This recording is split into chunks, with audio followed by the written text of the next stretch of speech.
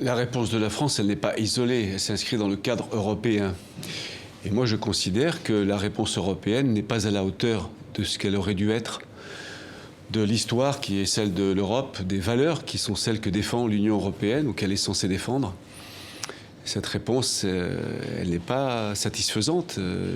Le problème, c'est que quand on est à 28 autour d'une table, il faut tenir compte de tous ceux qui sont autour de la table, et notamment de certains pays à l'est de l'Europe qui ont entravé la réponse telle qu'elle aurait dû être. Je parle de la réponse européenne.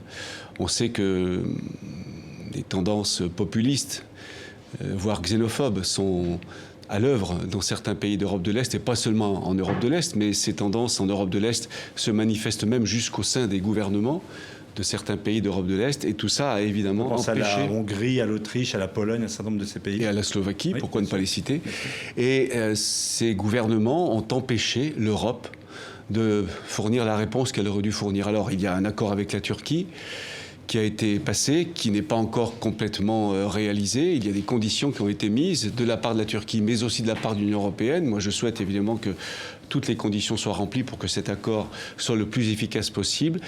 Mais j'écoute beaucoup ce que dit le pape, moi, le pape François, quand il appelle l'Europe à être à la hauteur de son message humaniste, ce qui n'est pas le cas aujourd'hui.